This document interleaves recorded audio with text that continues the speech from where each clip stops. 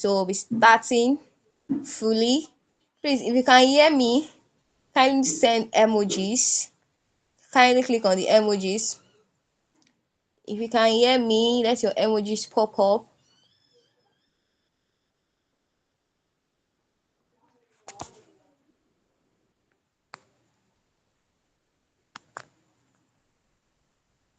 Okay, I can see we are all in for today's session.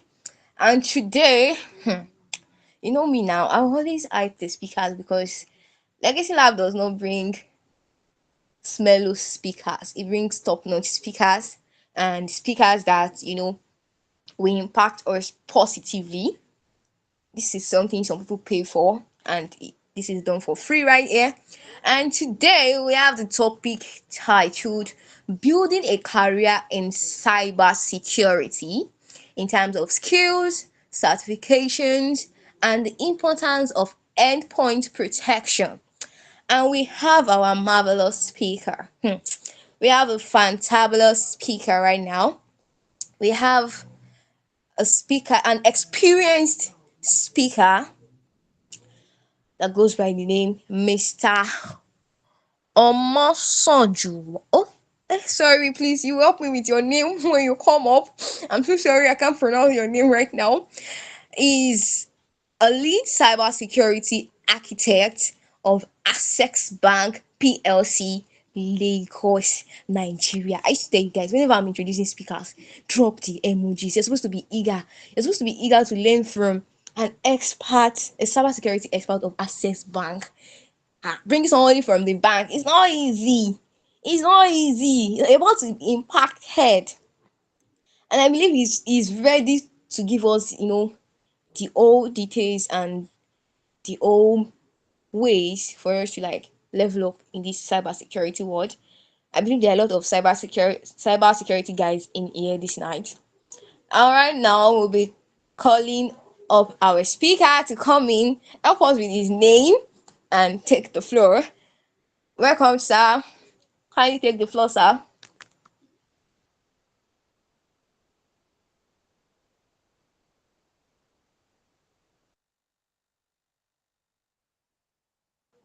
Please, can you hear me? Oh, I'm audible.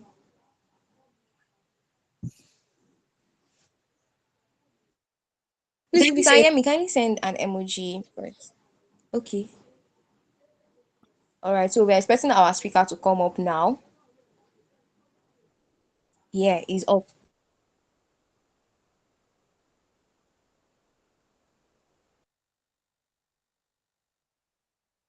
Hello. Sorry, sir, I can't All hear right. you. Okay, now I can hear you, Okay, sir. perfect. Thank you very much. So it seems my headset has a fault. So my name is Omasanjuwa Maleghemi, but let's just stick with Joseph. That is easier. Nice to be here, and nice to grace this session today. I can see a lot of great people in the meeting already. Some I know, some I don't, and I hope we get acquainted over time. Do I have to turn on my video during this entire engagement?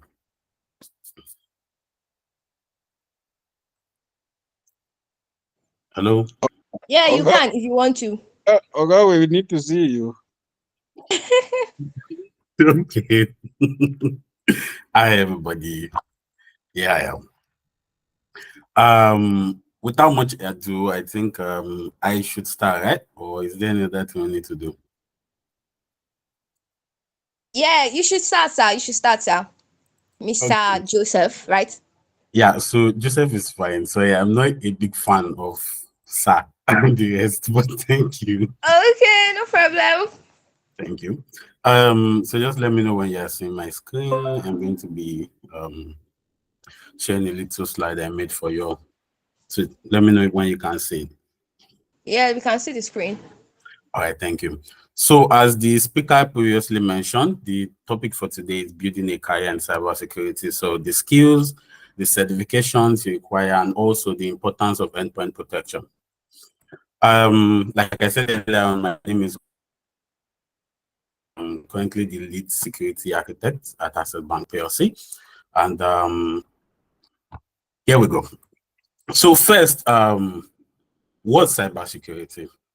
When people ask me that question, I tend to just tell them, you see the security men that guard places. Those are the banks, those following politicians and the likes. But see yourself as someone doing that, but to assets that a lot of people can't see, and even those they can't see. So you are protecting your laptop, phones, servers that are somewhere else. Cybersecurity is a very, very wild, wide field. It's interesting. There are days when you feel like, oh my God, what am I doing? And there are days you're like, yes, I did it. Like if like I said, we have cybersecurity people on this call. I'm pretty sure last week was a very, in fact, I think it was early this week, was a very, very crazy week for them because of CrowdStrike and the like. So that is just one outage, but we have people who actually want to cause those outages. We call them threat actors, and they are on the rise. We have a whole lot of them. They are trying to get into your system. It goes as little as people who hack your WhatsApp and try to scam the people on your contact list into sending money. And this is why the world needs more cybersecurity people to ensure that things like this cannot happen. So a lot of organizations are constantly investing now in cybersecurity, and you just might be the one they need next. So now, what are the technical skills you need? You need to know how networks operate. It's basic. You don't need to be that great at network, but know what an IP address is, know what subnets are, know how things interconnect, know how it's like when you start, you search Google, you should at least know what happens backend. Because if you don't understand the system, you cannot secure it. You also need to be able to analyze things. Like my boss would normally say, for you to work in cybersecurity, just know how to click a mouse. But the process of knowing how to click a mouse, it goes far, because for you to know how to click a mouse, you need to know how to turn on a PC. You need to know how to plug that mouse in and even know how to direct it and then click. So you need to know how to analyze things, because if you cannot detect things or think far, then nah. You also need to have problem solving skills. Well, we have a lot of our guys who do chess and the rest, but you don't have to be a chess person. But be result oriented in the sense that when you see a problem, always try to get to the root of it. Have those skills. It's one of the things that make you stand out amongst your peers. There are lots of people out there who do cybersecurity, and then there are people who do cybersecurity. It's easy for you to sit and just say, oh, cybersecurity is this, but then there are people who can actually do that thing that you are saying. So have problem solving skills. You also need to have good communication and networking skill. Talk to people. Tell people you want to venture into tech. You see someone who is in cybersecurity, tell them, I would like to venture into cybersecurity. What do I need to do? Do I need to read this? I've had people enter my DM on different occasions. Network. If you see there's a tech event, go there. You might meet new people. That might even be where you get your next job at. Social media is there, LinkedIn. Reach out to people. But please, also, when you're reaching out to people on LinkedIn, you will also need to know how to engage them. Because I've had people who come into my DM for weird reasons, and at some point I'm like, okay, this person doesn't know how to network. Because you just followed me today, have a nice conversation. Don't just jump in and go, hi, yes. So I just finished ISC certified in cybersecurity. I need a job. This is my resume. No, have a conversation, and then be able to work in a team. You cannot always solve problems by yourself, no matter how good you are. I have seen people call themselves cybersecurity specialists, but I would always tell them, cybersecurity will humble you. You might know everything, but just one tiny detail would mess everything up. And you could spend hours trying to fix it. But when you have a team, the person might just walk past and go, oh, is that meant to be there? And that's all. Problem solved. Know how to work in a team, because you would definitely need people. Now, there are different roles in cybersecurity. This is not an exhaustive list. This is just the most common ones. Now, we have the security analyst. Some organizations call them SOC, that's the Security Operations Center. They are in charge of, reviewing logs, checking events, reviewing alerts, seeing things that are happening, and then they are the ones who blow the trumpet. Oh my God, this person is doing this person is doing this, something's happening here. Those are security analysts, but also they go through a whole lot of things. They have to analyze stuff. So we can see that your device picked up malware, but from where? They need to, go back. They have to check the historical tree of whatever has happened. Hence why I said earlier on that you need analytical skills. You need to be able to analyze, because you have to go as far back as, okay, this malware was picked from, let's say, fzmovies.com. Why did this person go here? Oh, they went through Chrome. Okay, but how? From this place to this place, and you'd find out. Because there are certain malicious artifacts. We call them persistent malware. They sit on your system for a long time. You have logic bombs and the rest. They stay there. They don't do anything when they come in. They could have been set up to do something in 2 months' time. So, as a security analyst, you have to go through how they got into the system and when. Then we have the penetration tester.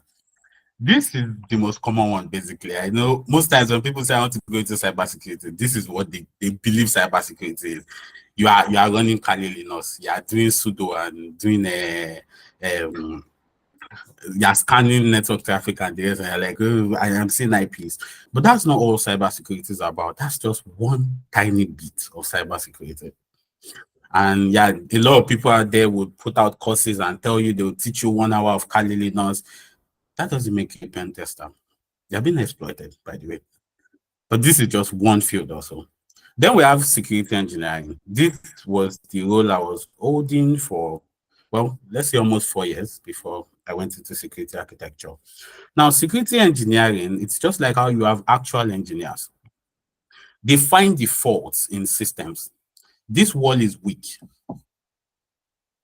You get what? An architect to look at it, tell you how to build it well, and then you get the bricklayer. The bricklayer in this regard is the engineer. Now, think of that in terms of your computer. I can hack into your system by maybe sending you one tiny link.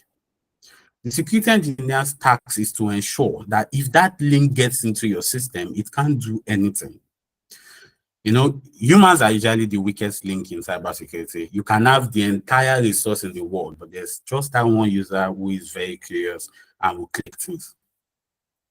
So as a security engineer, you have to ensure you are there to make sure that if humans still go ahead and make those mistakes, you have things in place to ensure that risk will not crystallize.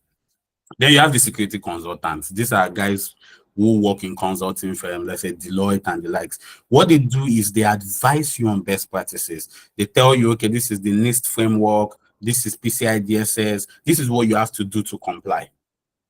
They're usually standalone people, but your company, brings them in once in a while. Now, the career pathway. A lot of people just want to jump into cybersecurity without knowing what they want to do. And I've seen cases where people move into cybersecurity, but they move into the higher tiers. I believe they are tiering in cybersecurity. So tier 0, you have the security analyst, but the level 1, the tier 1 are those ones who pick the alert and then go further analyze it, the forensic guys, and so on and so on. Then you have the tier 2. These are the people who go and look for those malware before they even come in. They are the bug hunters, the threat hunters, the intelligence guys, incident response people.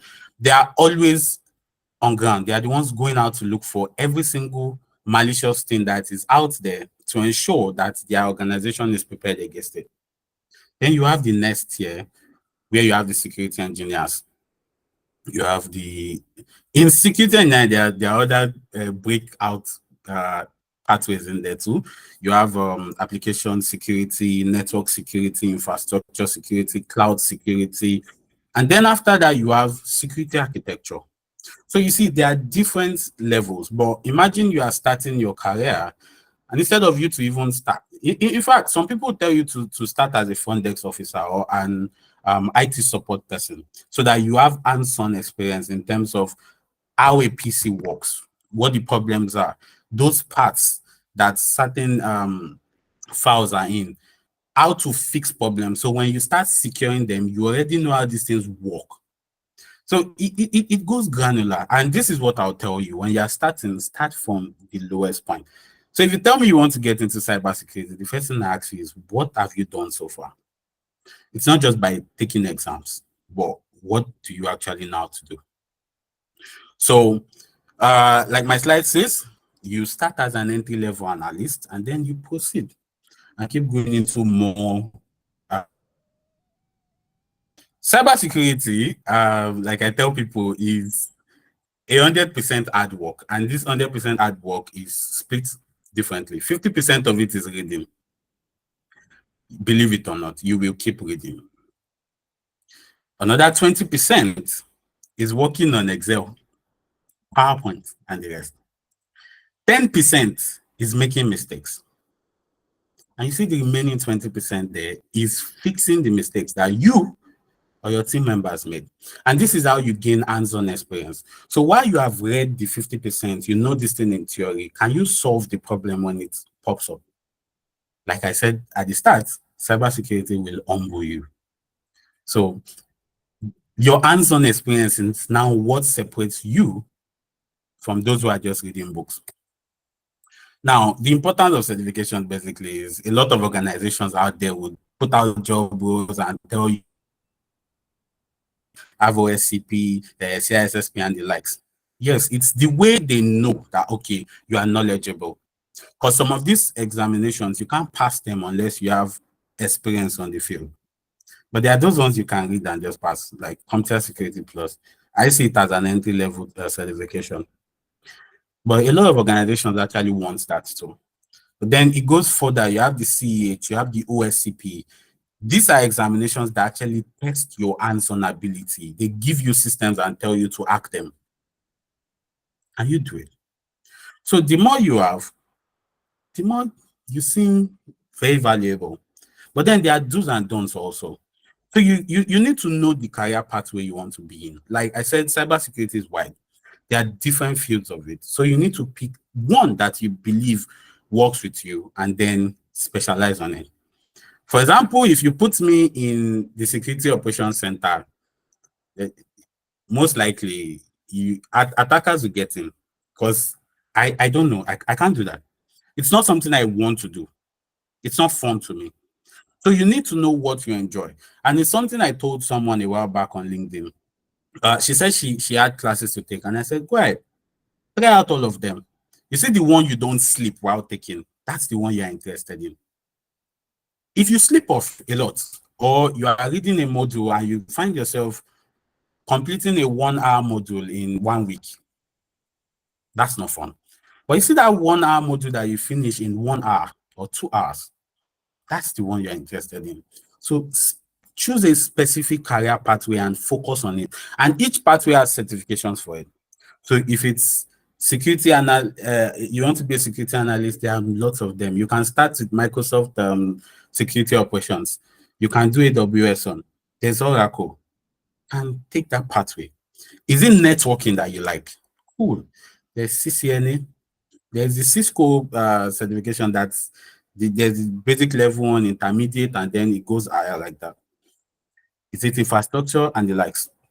Also, mistakes a lot of people do is once they want to take a certification, they just go to sites like Exam Topics and the rest, look for that topic, check what are the reviews. Oh, 80% of this question came out in the exam.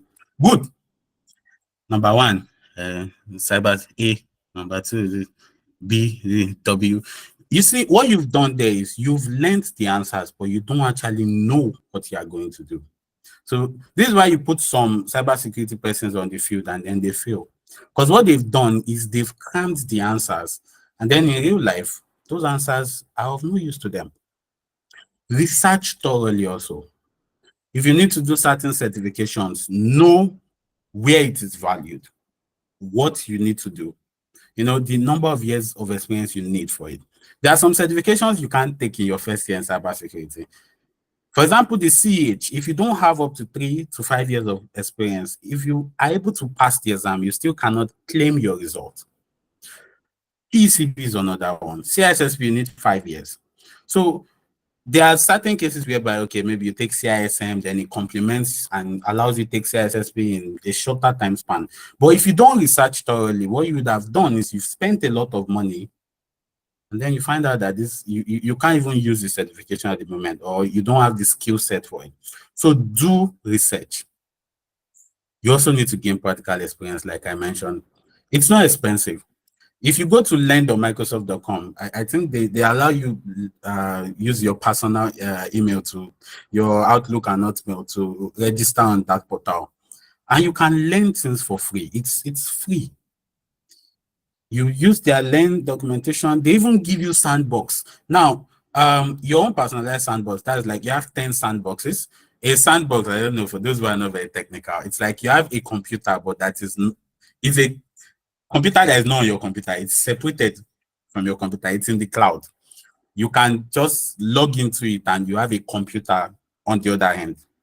So I can click on the link right now and I'm seeing a computer screen that is somewhere else. But it's separated. It's unique just to me. I can reset it anytime I like. Any changes I make to it doesn't affect my own PC or doesn't affect their own system over there. So it's just for you. Microsoft gives you the sandbox. So as you are reading these stuff in theory, you can go to the sandbox and practicalize on it. You can create accounts on it. Okay, you are learning about how to do identity and access management. It will show you, you've read it in theory, you've seen videos of how to do it. You can now go to that portal yourself. Go to Entra ID or the Azure ID as it used to be called and create those accounts. Same thing, there's Oracle University, I think that's what it's called. A lot of these top cloud guys actually offer free courses and they give you sandboxes. AWS does the same thing.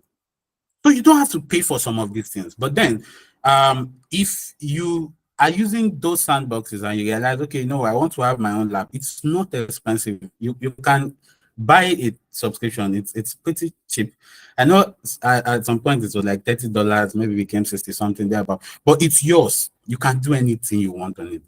So gain practical experience, gain hands-on experience, do it. And also do not neglect the fundamentals. Don't go, okay, I know how to run commands on Kali Linux now, so I'm not going to learn the various file paths on it. Or I know how to do this here, so I'm just going to skip this and move to the next level. The basics is very important. Cybersecurity will humble you. I will keep saying this. Reason being, if you don't know the basics, you will flop later on, because a tiny thing here can spoil everything. Let me give you a little story. So we had a situation whereby certain applications couldn't run, and then we're trying to find out what exactly was causing that error. Some were working, some were not. It took days, and then we found out that the problem was that one tiny file was not in the folder it should be in. It was deleted from the system, and because of that, you couldn't run CMD, you couldn't open some security tools, you couldn't use some browsers. But how did we figure it out? We had to go back and check, okay, what are the services that this relies on? And I was not the one who found it out. A colleague did. Teamwork. And he just casually said it to me. So this is where you need to know the fundamentals. Me, I was going all the way, it's probably a good policy problem on the likes, but he just went, it could be this, and that was it. So do not neglect the fundamentals. Now, there are some popular certifications. I mentioned a couple of them, and they depend on your level. So if you are entering into cybersecurity, you have Computer Security Plus, but you know what? These guys are quite pricey. Cybersecurity certifications are expensive. We have certifications that go as high as over $9,000. But you can start with cheap ones. You have Microsoft certifications, which some organizations will actually accept from you, and they go for about $85 thereabout, and some of them will even give you discounts, maybe like 50% off and the likes. AWS, I know the first AWS is like $150. Then when you pass it, you get 50% off for your next one. So you see, it's like you start 150, then the next one is like 300, you pay another 150. Oracle, so there are even some certifications on Oracle that is free if you can pass it. Oracle is very tough. When you're done with those vendor specific ones, then you can start working towards the other ones, because CompTIA is about $200 and something there about. Cisco CCNA is also not that cheap, but these are entry level. These are certifications that a lot of companies will put on their requirements. Then you have the intermediate ones. This requires you to have some skill set. Like I mentioned earlier on, CISSP requires 5 years of experience, but you can take it 2 or 3 years in if you have the skill set. That is around $560 thereabout. And CH, there are two. One is 1,000 something, the other is I think 500. So you see, in terms of level, also they get more expensive. The OSCP, which is the advanced one, is around 2,000 something dollars. CISM is like 760 thereabout. Then you have SANS that's like 9,000 something. You have TOGAF and the rest. There are popular certifications. You can also do research, pick the career paths, find the ones that are there for you, and always network, talk to people, go on LinkedIn, follow these companies, because most times during their anniversaries or close to Christmas period or some celebration, they give discounts. For example, CH is constantly giving about 90% off most times for some of their certification. There's SecOp groups. Most times they give like 90 something percent off. They just allow a few persons, claim it and use it. So follow these people on LinkedIn, check out their pages, just interact. Now, we're now at the importance of endpoint protection. So what's an endpoint? An endpoint is every single resource that communication starts from and ends in. So your phone is an endpoint. My laptop right now is an endpoint. If you have a smart TV, it's an endpoint. Provided communication can originate from it and end on it. And because it's an endpoint, if it can communicate, it can obviously hear. So that means threat actors can also attempt to get into those systems, your cameras, your TV, your laptop. I see a lot of people walk around with their laptop, they put tape over the camera, but the most important camera, you don't put tape over it, the one on your phone. So endpoint security is very, very important. Now, endpoints are constantly targeted by a lot of malware. You have ransomware, you have phishing attacks, you receive an email telling you to fill this link now, you get a Amazon card, or you're browsing and all of a sudden there's a pop-up that goes, your device is not protected. Click here now to scan and they're on a website. For people who watch movies on these streaming sites, like you have TFPDL or FZ movies or 2 TV series, you'll be familiar with some of this. And then those ones will even have mind to now go as far as watching torrents. You are literally always open to all these malwares. So, and these things can lead to great losses, in the sense that you could install a keylogger into your system. A keylogger is something that tracks your keyboard. So it takes note of what you are typing. And some of them are smart enough that they take very small, their size is very small in the system. You won't know they're there, but they can log the website you're on, what you're typing, and send it to the threat actor. So when you're typing your password, it's taking note of it. Admin, ADMIN, okay, password, PASS, and it sends it out there. So there are times where you come to your Instagram and you realize that you followed 20 new people and you're wondering, how did I do this? It's because someone else is already using your account somewhere. They have your credentials. They could also get into your bank apps, or someone takes sensitive pictures from your phone and blackmails you with it. So, what do you need to know about endpoint protection? You need to know about antivirus. You need to know about help you protect your device, detect most of these threats and the likes. Now, this is just from the perspective of a cybersecurity personnel, but there is also a career in cybersecurity sales. And when you have sales personnel in cybersecurity, one of the key tools they like to sell to organizations are endpoint protection tools. Reason being, every purchase is tied to a device. So the cost is calculated per device. So it's a lot of money for them. And it also means that every organization should have a certain endpoint protection tool on their devices. Now, this takes us back to certifications you should get. You can learn how certain endpoint protection tools work. For example, Microsoft has its own. There's CrowdStrike, there's a Kapasky, and so on and so on. Microsoft is quite very popular. So if you go to their Learn website and you actually learn how this thing works and you have hands-on experience with it, do you think if you come to tell me that you have experience with Microsoft Endpoint Protection, I wouldn't listen to you? So you see, while it is important for both salespersons, it's also important in organizations because all organizations must have endpoint protection tools, which gives you something to target. Work on that. All organizations must have endpoint protection tools. So get hands-on experience on those tools. It's a selling point in your CV. In fact, some jobs will put it out there, must have experience with maybe CrowdStrike, have experience with Microsoft Defender, have experience with Kapasky or this and this, what's this other one? McAfee. So now, what are endpoint detection and response tools? They help you provide real-time detection, and they help you prevent malicious things from getting into your system. They alert the security guys. They help them identify a lot of these threats. And the sweet thing about them is that there is a communication network. So the moment notice a certain malware, they share that information across board so that others too have that knowledge.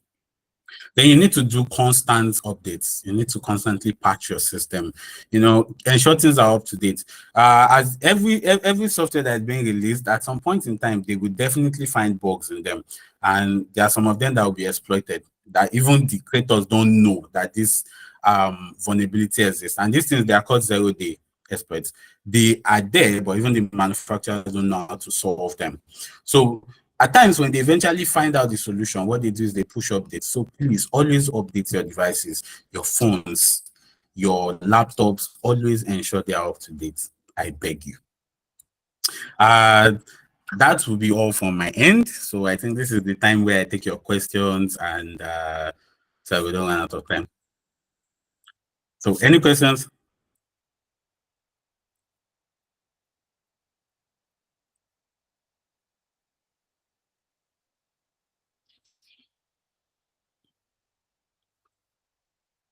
Hello?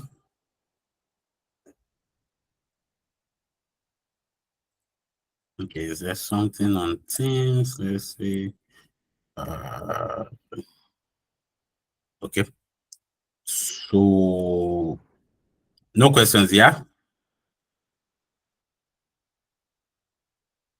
Okay, someone's hand is up. Okay, yeah, sure. Go ahead.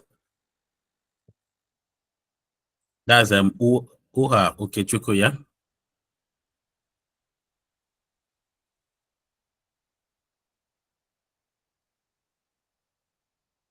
Okay, there's a Q. Okay. Okay, yeah, it's just Okechukwu for now. If you are speaking, you're muted, Okechukwu.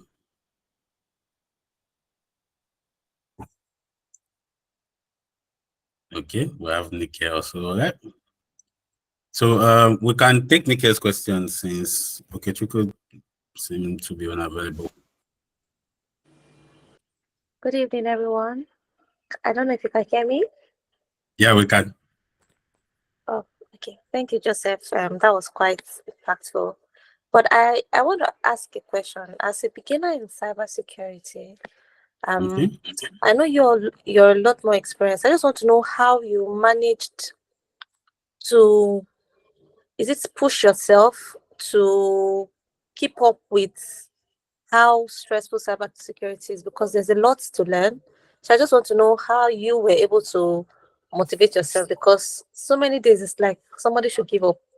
Well, you can't give up. We already started. So how did you manage to push and encourage yourself to just keep going and to get as good as you are currently? Thank you. Okay. All right. So for me, my motivation was a very wrong motivation. I believed if I got very good at tech, I could leave the country. Jackpot reasons. But that's the bad reason. And over time, when that wasn't happening, I started losing the the zeal to do it. But my actual motivation to get better and to become this way is because I had to keep doing people who would come to me with problems. And if you can't solve the problem, who do they go to?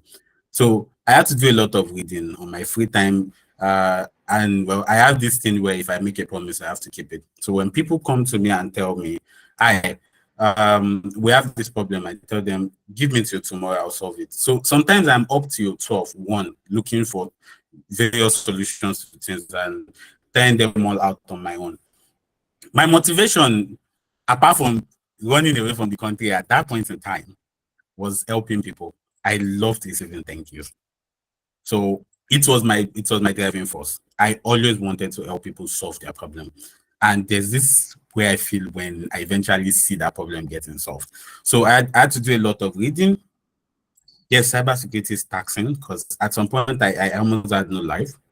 I was always in my house. If I'm not reading a book, I'm on the lab, I am checking out different things. If my friend were here, he was going to laugh. Like, it was so bad that if he was coming to my house, he doesn't have to call me. He knows I'll be at home. So that's it for me. My zeal was just learn enough so I can help other people. Learn enough to solve problems. That was my own motivation. Minus the jackpot part. I don't know. That's not the question.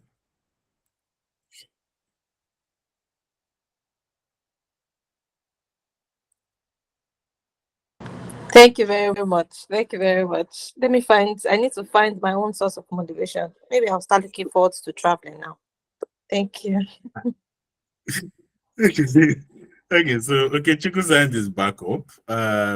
Yeah, we'll have your question, please.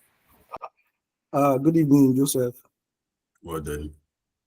Can you hear me? Good evening. Yeah, I can loud and clear. Thank you for your time. So, as you were putting us through in the lecture, you mentioned you talked about endpoint. So I was going to ask, are endpoint same tools? Endpoint detection and response, are they like same thing as same tools, or are they different? And what characteristics do they share that might make them similar? Thank you. Okay. All right. They work together. Now, every single thing you do on your device generates an event. From opening File Explorer to copying a file to deleting it to going to the internet, it creates an event record. So most times when you're having problems, they tell you to go and check your event manager and see where exactly it's failing. But now your device can generate as much as 1,000 events in 1 hour. You can't go through this all the time. But now imagine you're in an organization as big as mine where we have almost 30,000 computers. How do I go through that for every single device? Each one of these events now can be sent somewhere else. So we have tools that will collect those events. This is your SIM tool. That's, I think it's System Information and Event Manager. Yeah, I don't know if I'm getting that mixed up. But basically, that's the function of your SIM tool. Yeah, security. Thank you. So now, your SIM tool collects each one of these events, takes them in itself, it ingests them and allows you now to query them. So you can now go to the SIM tool and check how many devices deleted this file in the last 1 hour, and it will give you how many of the devices in the organization is acting this way. So a SIEM tool basically allows you collect all the events in your organization, and then allows you check and get information that you require from it. Some of them even use AI now to like simplify things. So they do those analysis ahead of time for you and give you a dashboard. Now, an endpoint detection and response tool, on the other hand, is like your anti-malware. It's on your device. They protect your device from malware. Okay. No, I was going to impute that. Is it like it is more localized on the computer itself than? Yes, thank you. So if you check your PC right now, if you basically most laptops come inbuilt with Microsoft Defender. You should have I think it's a Microsoft Security or something on your PC right now. That's an EDR, but it's currently serving as an antivirus because it's not communicating with a larger platform. Because on those platforms now, they can configure certain rules, things to check out for, indicators, block certain things. That tool, that platform is where you configure things that turn that your normal antivirus now into an endpoint detection and response tool. It checks for those indicators that you've created and configured on that portal.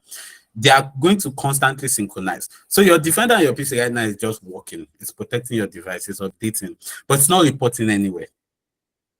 And endpoint detection and response tool allows you now create those policies and configurations that would further protect your device. So this is why a lot of organizations use them. I can use an EDR tool to flag everybody visiting Netflix, or you are watching YouTube.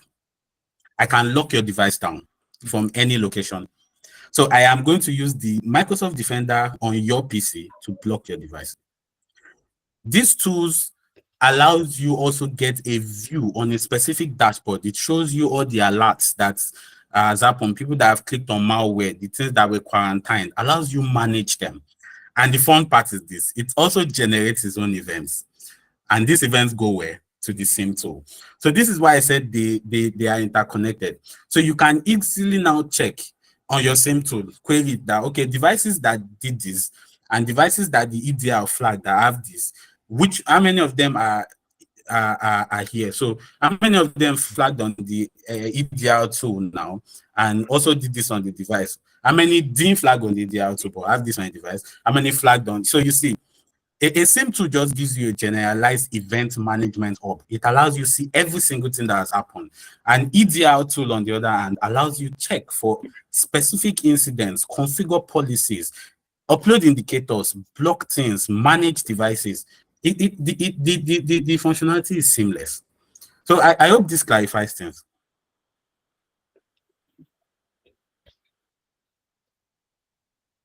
Does it? Yes, it does. It does. Thank you very much. Thank you very much. You're welcome. Also, we have things in the chat.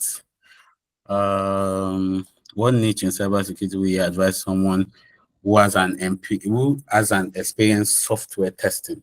Can you simplify this question for that? Then how can one know what part of cybersecurity is specializing? Also, the question from Anyoloye Shegun, sorry about that. Oh yeah, okay. Also have answer. So let me quickly deal with the chat. How can you know what part of cybersecurity is specializing? Like I said, it's what drives you. I did make reference earlier on to how I know what I'm interested in doing. If I'm reading something and I see myself sleeping, then it's not what I want to do. It's boring to me.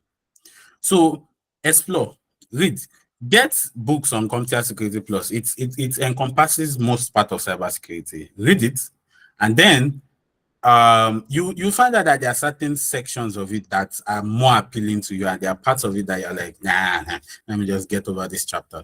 And over time, when you are getting that hands-on experience, you'd find some tasks are just fun for you to do. You are learning newer things. Why there are other ones that the moment it comes in, you're like, oh my God, not again.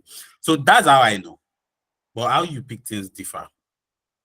Also, what are some of the legal actions that can be taken against you if you successfully exploit and devote that you weren't legally given access to?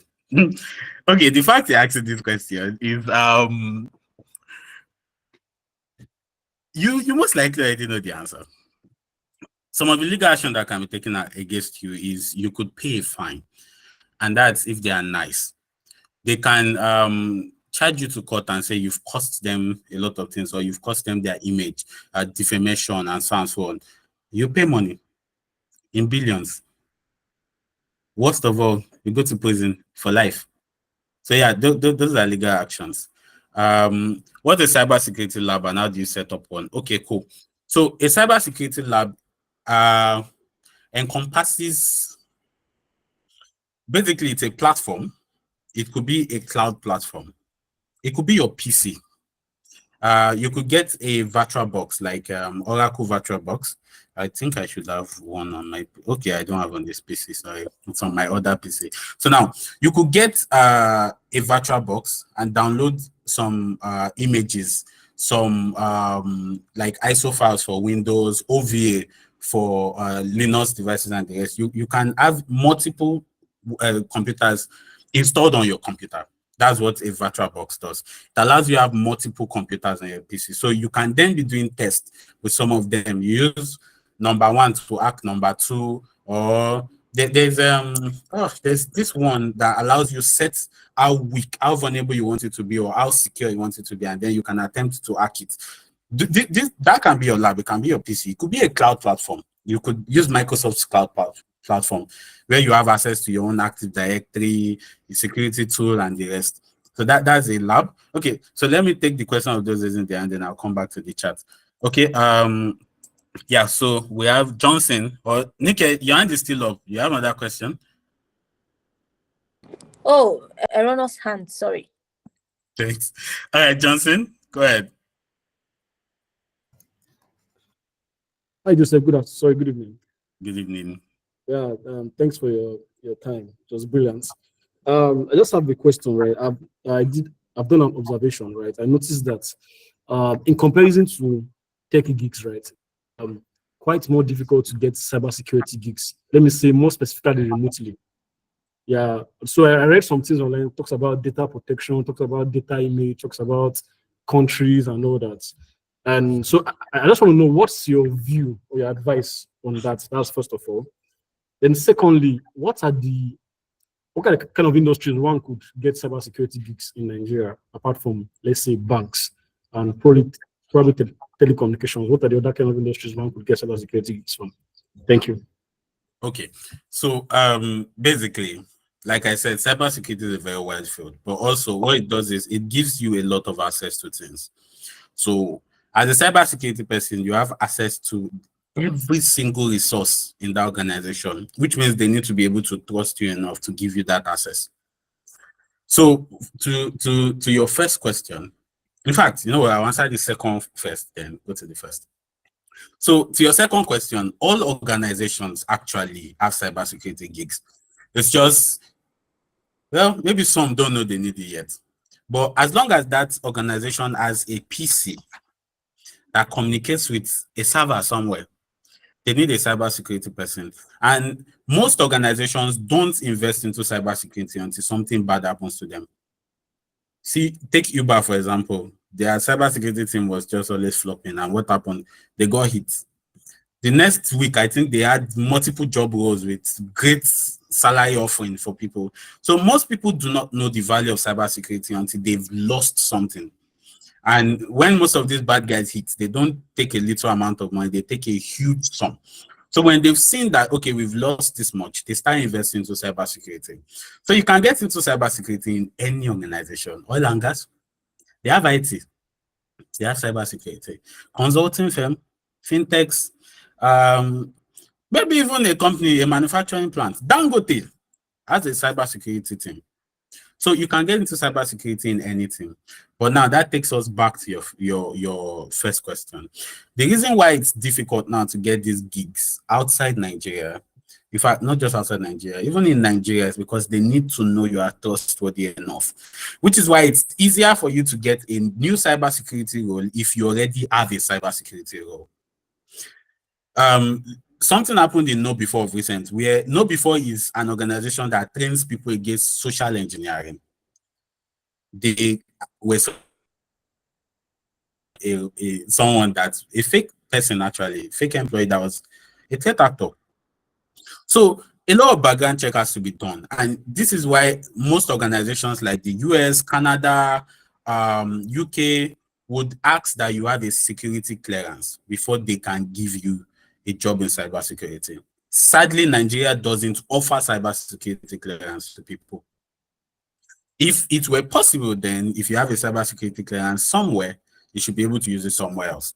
This is why most people who leave the country are taking either by cybersecurity firm or most of these cloud providers like Amazon, Microsoft, and the likes. It's pretty difficult for you to get into country without a security clearance, because one of the requirements is this: if you are going to be dealing with data of the public, you need to have security clearance. And for you to get security clearance in a lot of organizations, a lot of countries, the minimum I think is 5 years. In the US now, you need 10 years of citizenship for you to get the lowest level of security clearance. So it's quite difficult to leave. And even those that are willing to take a chance on you would not give you that job, but they can offer to sponsor you to come there. So you are in their vicinity. If something goes on, they can easily arrest you. So those gigs exist. It's just, it's difficult to get into them. You have to really stand out. They need to see the value in you. And there are also laws. There are labor laws that a lot of these countries have created, whereby you can't recruit talent from outside the country if someone in your country can do that same thing. So you can't go and recruit a Nigerian if you have someone in Canada that can do that thing. I hope that answered your question. So let me pick Yes, thank you. more. Yes, thank you, sir. All right, thanks. So we would love to have you again to talk about safeguarding our gadgets. Sure, you can reach out to me on LinkedIn. My name is my name. You joined in late. You have to ask what are the issues we face in security of IoT. Okay, good. So issues we face in IoT is a lot. Reason being, there are not a lot of IoT security tools. And a lot of these IoT devices don't have additional layer of protection. For example, your TV. Your TV, just, you bring it to your house now, you just connect to your Wi-Fi and boom, it's open to the internet. You can open Google on it, you can access Netflix. But what are the protective measures in them? Whose TV here has antivirus on it? Anybody?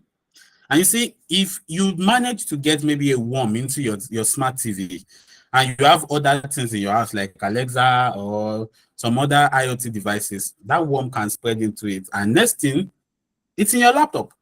So there are a lot of security flaws in terms of IoTs, your camera and the likes. If they are not well configured, also, people from out there can easily reach them. Browsing the internet is like having a handshake. If you can touch the person, they can touch you back. So IoT devices most times don't have the security features. But you can always reach out to me on LinkedIn so we can discuss your school project. What's the best tool for network scanning? What's the best tool for network DDoS simulations? Okay. So for network scanning, there are a variety of them. You can even use some of them. They are there on Linux for you. You can do Nmap. You have Wireshark. What's the name of this tool?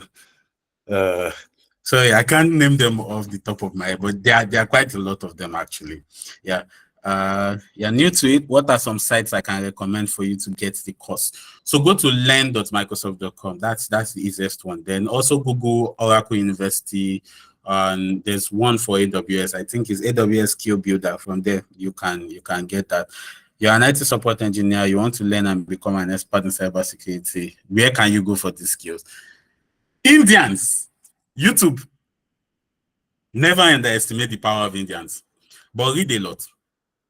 When you hit a stumbling block, you need to also have your own lab. Read, practice when you hit a stumbling block, check online.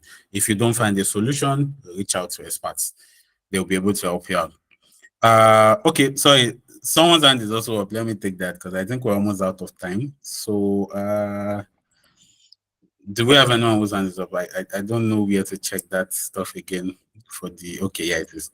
Okay, so we have Mitchell. Hi. Hi, so I just want to know what the role of AI will look like in cybersecurity, the good and the bad. Oh, okay. So AI can be very helpful in cybersecurity, but also it can be disastrous. Now, when I was mentioning what SIEM tools are, I did mention that some of them now integrate AI into them that helps you process most of these events ahead of time. Tracking. I can also sit here right now. You know what? I'm still sharing my screen. So I'm just going to go to ChatGPT. And I will tell ChatGPT that I am trying to, so I call my GPT Echo. I am trying to a router. I can't get it to communicate.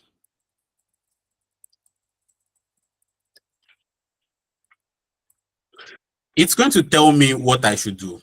And I can even make GPT write code for me. Now, there is something called advanced hunting. So you can use queries. So I need to tell you, please create a query for me on MD to find devices that have accessed, let's say, Facebook.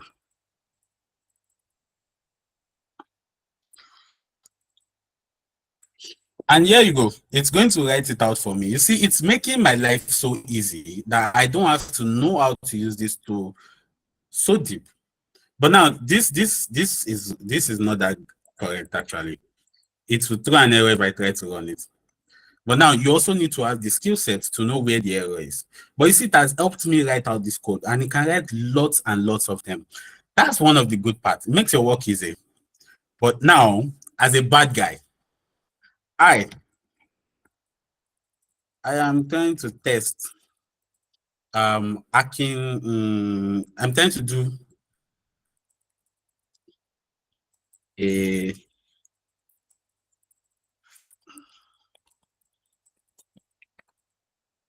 on a server on the domain facebook.com.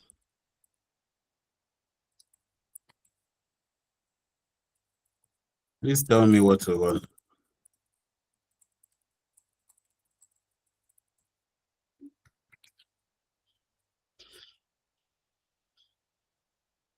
So you see, it's telling me what I should do, and it's telling me what to try. And then now I am telling it, give me a script.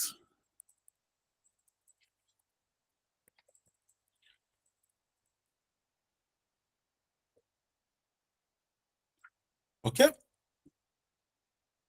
And look at that. It has created a script for me that I can easily put on my own Kali Linux now and run against it. When I get to a certain point, I can tell it that, oh, I've gotten to this point. So what do I do next? Which means I don't even have to have a lot of skill sets in terms of hacking something.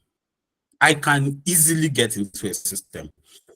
So what it has done here, you see, if I put the domain here, it's going to echo to me that it's starting Nmap scan.